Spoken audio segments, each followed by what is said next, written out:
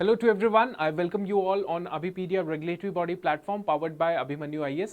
आज की इस क्लास के अंदर हम लोग डिस्कस करेंगे जनरल साइंस के इंपॉर्टेंट फिजिक्स के इंपॉर्टेंट टॉपिक्स के ऊपर. So we'll be taking the MCQs and your task is to read the whole question and I will give you the some few seconds और उसमें answer देते रहिए and check your self कि कहाँ पे आपकी तैयारी कहाँ तक पहुँच रही है. सो ESIC deputy director general science का ये वीडियो है. Let's talk about it. But इससे पहले मैं आपको ये बता देता हूँ कि ESIC का जो एग्जाम है वो most probably in the month next year जनवरी फरवरी मार्च के महीने में आ सकता है. तो आप उसके लिए बिल्कुल अपने आप को तैयार रखने के लिए पूरा एकदम रेडी हो जाइए. ESIC का लाइव कोर्स हम लोग सितंबर 12 से शुरू कर चुके हैं. अगर आपको ज्वाइन करना है तो आप ज्वाइन कर सकते हो इस कोर्स को और यहाँ से आप बेनिफिट उठा सकते हो विद दी एजुकेटर्स जो अभीपीडिया रेगुलेटरी बॉडी के एजुकेटर्स हैं उनके साथ. राइट, चलो so let's begin with this question number 1. पहला जो सवाल है that is related to, let's talk about it.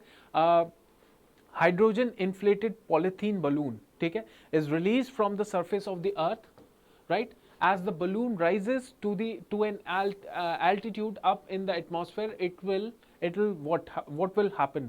Like it will decrease in the size, flatten into the disc-like shape, increase in size, maintain same size, same shape, right? तो आपने मुझे ये बताना है इन चार ऑप्शन में से कौन सा ठीक है.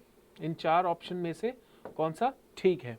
सो एक हाइड्रोजन से भरा हुआ बलून है, पॉलीथीन बलून है, उसको आप जब सरफेस से रिलीज कर देंगे, अर्थ के सरफेस से रिलीज करेंगे, तो जैसे जैसे वो एल्टीट्यूड अपनी हाइट पकड़ेगा तो उसका जो शेप होगा, साइज होगा, वो कैसा होगा?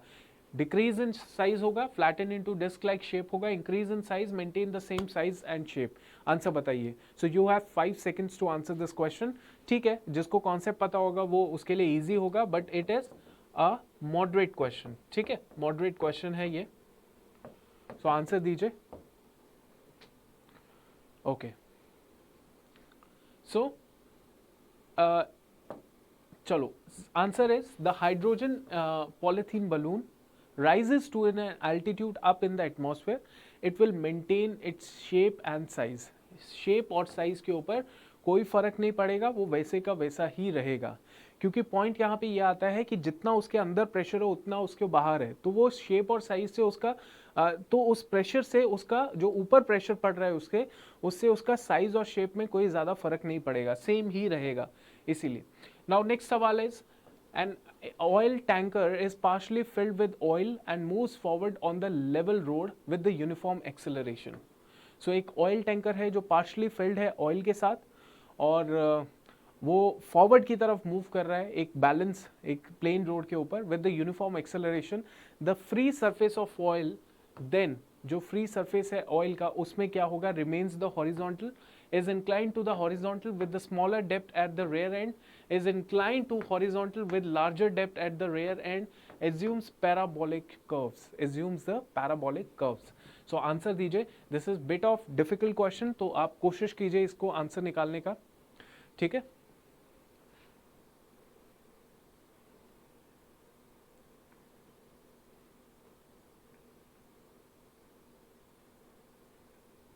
ओके. सो एक ऑयल टैंकर है जो पार्शली फिल्ड है ऑयल के साथ.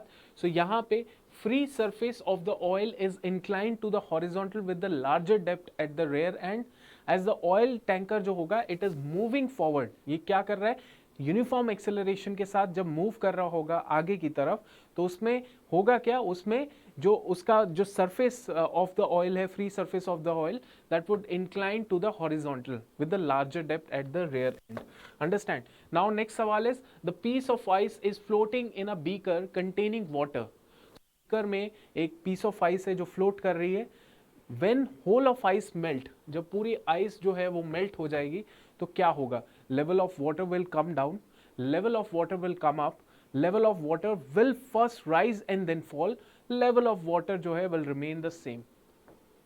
अब शायद इसमें आपने पढ़ा होगा 9th-10th में आर्किमिडीज प्रिंसिपल, कहीं ना कहीं वो चीज़ यहाँ पे है. तो एक पीस ऑफ आइस है जो पहले बीकर के ऊपर फ्लोट कर रही है, ठीक है, क्योंकि बीकर में है पानी. अब जब होल ऑफ आइस मेल्ट हो चुकी है तो क्या पानी का लेवल बढ़ेगा, कम होगा, क्या होगा, है ना? सो ये भी क्वेश्चन जो है वो इजी कैटेगरी है, इजी टू मॉडरेट लगा सकते हैं, तो आप इसका आंसर दीजिए।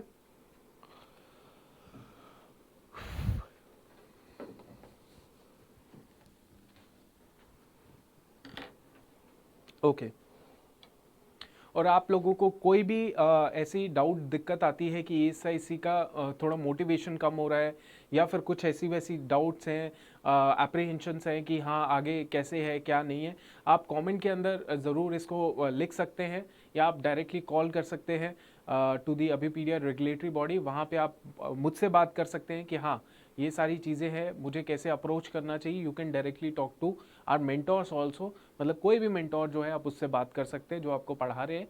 Now the next answer is obviously the level of water will remain the same. क्यों level of water already will remain the same?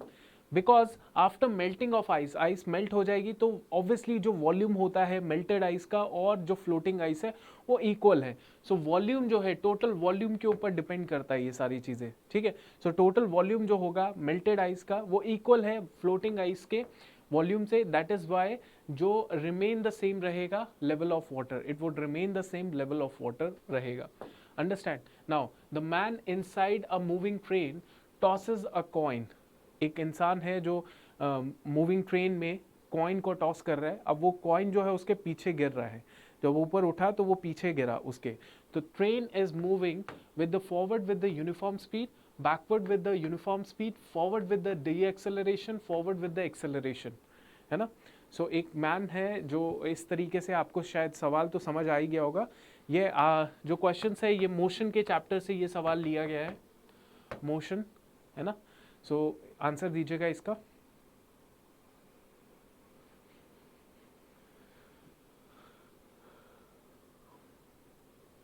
A man inside a moving train tosses a coin.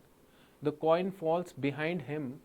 The train is moving forward with the uniform speed, backward with the uniform speed, forward with the acceleration, forward with the deceleration. ठीक है। सो इसका answer क्या है? Forward with the acceleration. Acceleration का मतलब होता है change in velocity. जब वेलोसिटी जो है वो कंसिस्टेंटली चेंज होती जा रही है, ठीक है, चेंज होती जा रही है, राइट। अगर वेलोसिटी चेंज ही नहीं हो रही है तो वहां पे एक्सेलरेशन जीरो होगा। अंडरस्टैंड? अगर कोई बॉडी है वो रेस्ट पे है, बॉडी अगर रेस्ट पे है या बॉडी अगर एक ऐसी वेलोसिटी पे है जिसमें कोई चेंज नहीं देखा जा रहा, राइट, तो वहां पे एक्सेलरेशन जीरो होता है। अंडरस्टैंड? सो यहां पे क्या पॉइंट है? When the man tosses a coin, the coin falls behind him because the train is moving forward with acceleration. The train is moving forward with acceleration. ठीक है, I hope you got this point. चलो next सवाल देखते हैं। A fan produces a feeling of comfort during hot weather. Hot weather में feeling of comfort जो है वो प्रोड्यूस करता है fan, because fan supplies cool air, our body radiates more heat in air, conductivity of air increases, our perspiration evaporates rapidly. ठीक है, so easy सवाल है, जल्दी से आंसर दे दीजिए, सबके सब आंसर देंगे।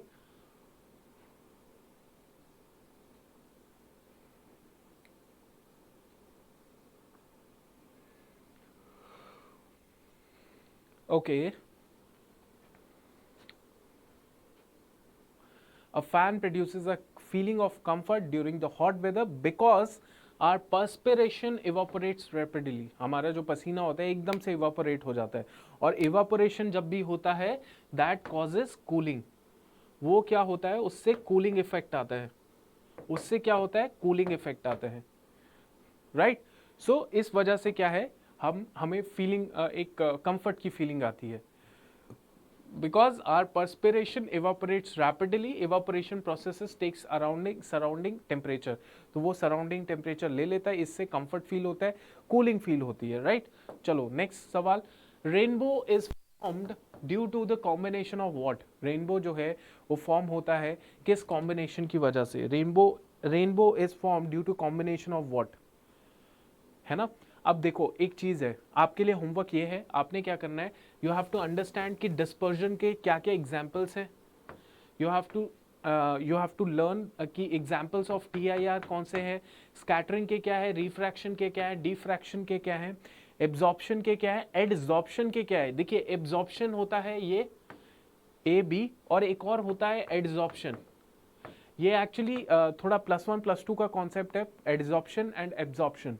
ठीक है, तो कोशिश कीजिएगा, आपके लिए होमवर्क ये होगा कि you have to make sure कि आप हर फिनोमेना के, ये diffraction, dispersion, refraction, scattering, Tyndall effect है ना, इनके सब के सब आप फिनोमेना ये जो हो रहे हैं इनके आप एग्जाम्पल जो हैं, एग्जाम्पल जरूर थोड़ा थोड़ा पढ़ेंगे, थोड़ा नहीं मतलब ज़्यादा पढ़ना पड़ेगा ये एग्जाम्पल्स। ठीक है, तो ये एग्जाम्पल्स आपने ज़रूर अपने होमवर्क में करना है, नहीं तो हम लोग क्लास के अंदर तो कुछ ना कुछ ले ही लेते हैं कोई सवाल। Rainbow is form due to total internal refraction dispersion. ठीक है, सो इसका आंसर सॉरी इट इज, हाँ इसका आंसर क्या है, ये थोड़ा सा गलत है, बी इज नॉट, ये गलत है। It is formed on account of dispersion and total internal reflection, TIR, total internal reflection. Diamond में जो स्पार्कल होता है ना, ब्रिलियंस जो उसकी दिखती है वो भी TIR के वजह से होता है। ठीक है, और भी बहुत सारे TIR के फिनोमेनास होते हैं। रेनबो एक स्पेक्ट्रम है जो 7 कलर्स दिखाता है, विबग्योर याद रखिएगा। चलो next is consider the following statements and select the correct code. A diamond sparkles more than a glass imitation cut to the same shape, right. Assertion क्या कह रहे हैं, एक डायमंड है वो ज्यादा स्पार्कल दिखाता है। ठीक है, अगर ग्लास की तरह मतलब ऑब्वियसली ग्लास है डायमंड है, दोनों को अगर कट किया जाएगा तो ज्यादा स्पार्कल कौन करेगा, डायमंड करेगा, सेम शेप होगा दोनों का तब भी। Refractive index of diamond is less than that of glass. Now you have to answer it. Refractive index of diamond is less than that of glass. Less होता तो स्पार्कल इतना थोड़ी कर रहा होता। चलो आंसर दे दो, फिर वील टॉक आफ्टर दैट।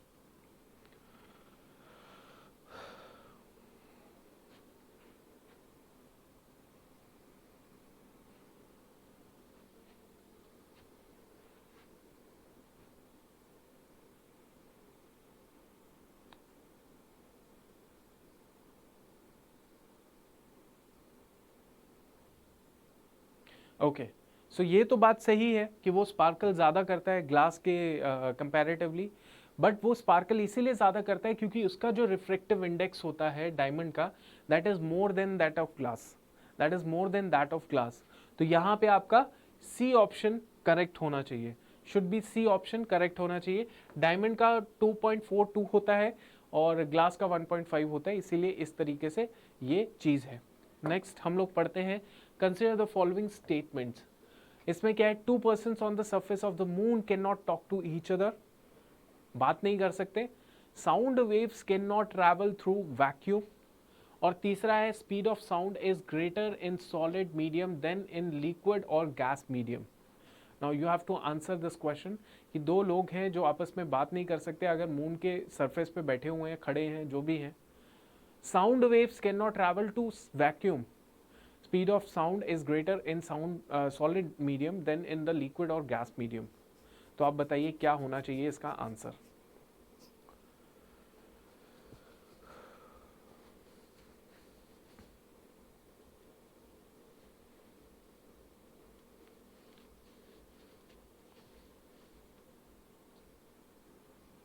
हाँ देखिए, एक दो तो आपने खुद ही वो कर दिया, माइनस कर दिया कि कौन सी स्टेटमेंट गलत है ना।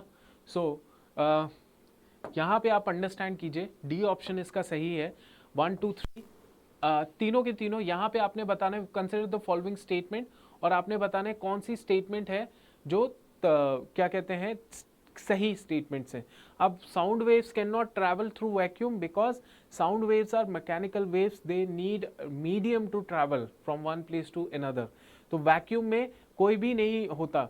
बेस इलेक्ट्रोमैग्नेटिक वेव्स होती हैं वैक्यूम में ट्रैवल करने लायक कि नहीं होती, वो आप मुझे बता देंगे। दो पर्सन नहीं can not talk, and speed of is greater in solid medium, this is also correct. सो 1 2 3 तीनों के तीनों एब्सोल्युटली करेक्ट स्टेटमेंट्स हैं। ठीक है, तीनों के तीनों करेक्ट स्टेटमेंट्स हैं, हमने ठीक पढ़ लिया इसको। चलो नेक्स्ट सवाल देखते हैं। नेक्स्ट सवाल क्या कहता है, consider the following statement and select the correct code. Assertion देख लेते हैं।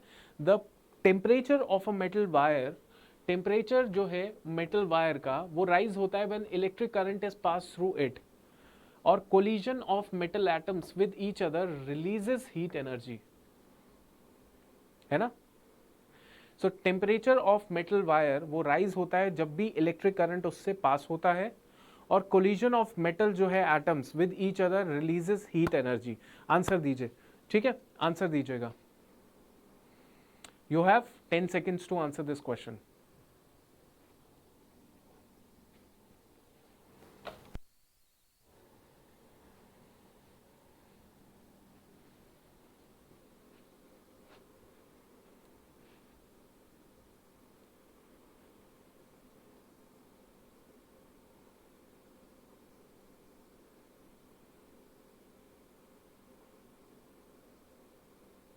ओके, देखिए, this statement is correct, this statement is also correct, दोनों स्टेटमेंट सही हैं, और दूसरी स्टेटमेंट पहली का आंसर है। क्यों? पढ़ते ही समझ आ गया कि मेटल वायर का टेम्परेचर राइज हो ही जाएगा, बिकॉज इलेक्ट्रिक करंट जैसे पास होगा तो वो टेम्परेचर उसका इंक्रीज कर देगा। क्यों? क्योंकि जो मेटल के जो एटम्स हैं वो एक्साइटिंग स्टेज में आ जाएंगे और वो कोलाइड करना शुरू कर देंगे आपस में। That would lead to release in heat energy, heat energy का रिलीज होना, that would lead to heat energy release. Understand? So ये आप याद रखेंगे, ठीक है। तो इतना आप ध्यान दीजिएगा कि ये प्रोसेस है, इस प्रोसेस के थ्रू इस तरीके से होगा। नेक्स्ट सवाल देखते हैं। Consider the following statement, select the correct code. Assertion कहता है a stick is dipped in water, एक स्टिक को पानी में डुबो दिया हमने, इन द स्लैंटिंग पोजीशन, थोड़ी सी टेढ़ी पोजीशन में उसको, स्लैंटिंग पोजीशन में उसको डुबोया। If observe sideways the stick appear short and bent at the surface of the water. आपको समझ आ गया ये स्टेटमेंट का मतलब? The light coming from the stick undergoes scattering from the water molecules giving a stick a short and bent appearance, short and bent appearance. Understand? So अब ये सवाल जो है एक बार पढ़ लो कि स्टिक को जैसे डिप किया पानी के अंदर स्लैंटिंग पोजीशन में, तो साइड से ऑब्जर्व करना शुरू किया तो वो शॉर्ट दिख रही है अपने को, और थोड़ी सी बेंट भी होती हुई दिख रही है। अंडरस्टैंड? दूसरी बात, लाइट जब आ रही है coming from the stick undergo scattering, जब स्कैटरिंग होगा तो फ्रॉम द वाटर मॉलिक्यूल से giving a stick a short and bent appearance, इसका ये रीजन है, बोला जा रहा है। तो आप मुझे बताएंगे क्या सही है क्या गलत है, आंसर दीजिए।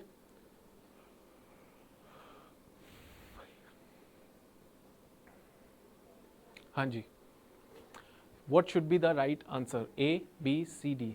अच्छा, डी कौन सा है? डी यहाँ पे दिख नहीं रहा है, डी मैं आपको बता देता हूँ। D should be obviously, A is false and जो रीजनिंग है वो ट्रू है। डी का मतलब ये है।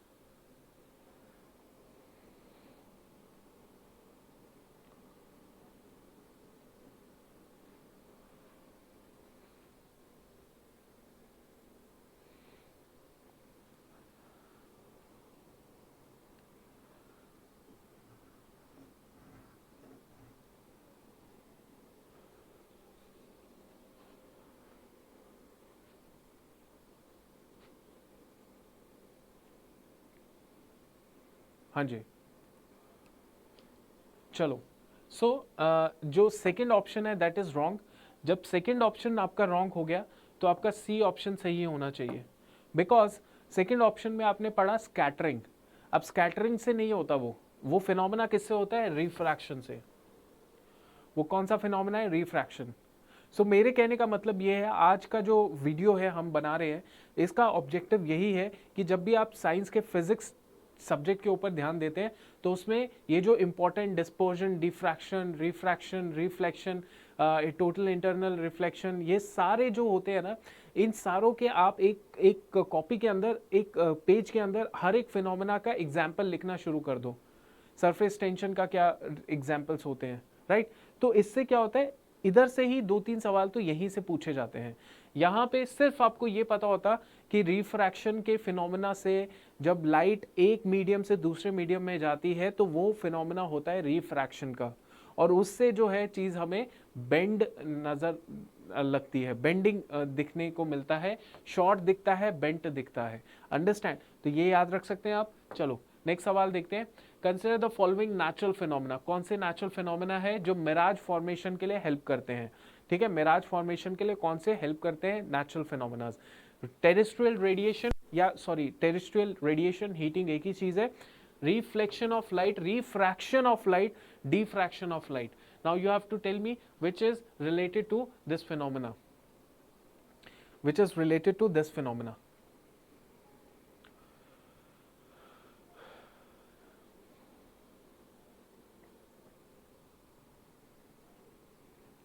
हाँ जी,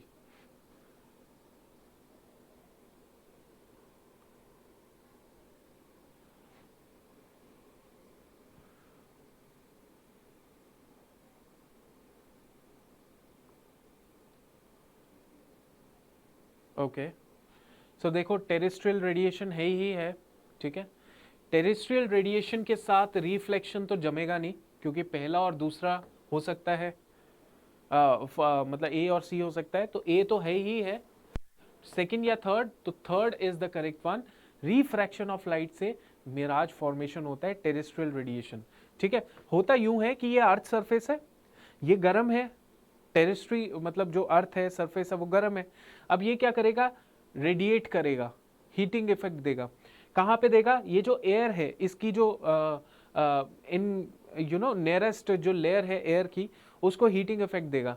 और उससे क्या होगा, एयर जो है वो उसकी लेयर्स फॉर्मेशन हो जाएंगी, लेयर्स फॉर्मेशन हो जाएगी. हर लेयर जो है वो अलग अलग बनना शुरू हो जाएगी बिकॉज ऑफ डेंसिटी डिफरेंस, है ना, डेंसिटी डिफरेंस. तो ये एयर है, इसका ये लेयर हो जाएगी, डेंसिटी डिफरेंसेस होना शुरू हो जाएंगे. एंड देन जब बेसिकली जब सनरेज पड़ेंगी इस लेयर्स के ऊपर, तो ऑब्वियस सी चीज है, रिफ्रैक्शन होगा, और उस रिफ्रैक्शन से मिराज फॉर्मेशन होगा. ओके, तो मैंने वही चीज बताई, डिफरेंट लेयर्स बन जाती है, और जब लाइट जो सनरेज है वो स्ट्राइक करेगी उन लेयर्स के ऊपर, तो डेंसिटी डिफरेंस की वजह से एक इल्यूजन क्रिएट हो जाता है जिसे हम मिराज कहते हैं. अंडरस्टैंड? चलो नेक्स्ट सवाल देखते हैं. नाउ इस सवाल को ध्यान से देखिएगा. Light of longer wavelength is scattered much more than light of shorter wavelength. Speed of visible light in water is 0.95 times the speed in vacuum. Radio waves are produced by rapidly oscillating electrical currents. To detect the overspeeding of vehicles, police use Doppler effect to reflected short radio waves. Right? So एक बार तो इसको पढ़ लो, then we are going to discuss about this question.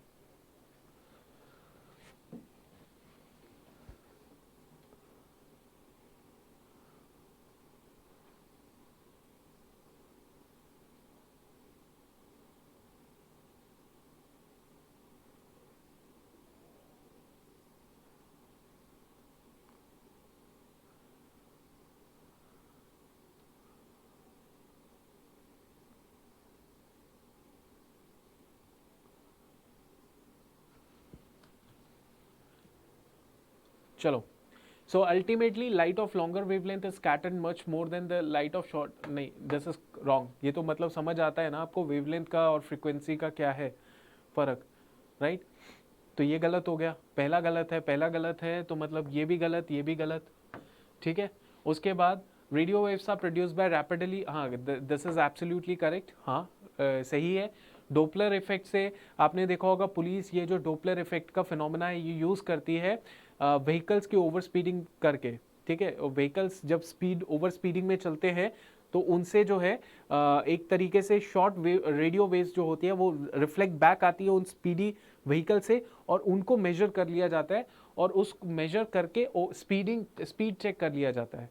तो जब over speeding होती है तो इस तरीके से पता चल जाता है. वो कैमराज होते हैं, हाई स्पीड कैमरा डिटेक्टर्स भी होते हैं, right. So ultimately it is 3 and 4 जो आपका सही आंसर है. आपका 3rd and 4 आपका सही आंसर है. नाउ नेक्स्ट सवाल देखते हैं. A piece of copper and piece of glass are heated to the same temperature, right? तो कॉपर है आपका, ग्लास है, वो हीट है सेम टेम्परेचर पे. when touched thereafter the copper piece appears hotter than the glass appears. The density of copper is more than that of the glass. ये भी check बता दो. what should be the correct answer?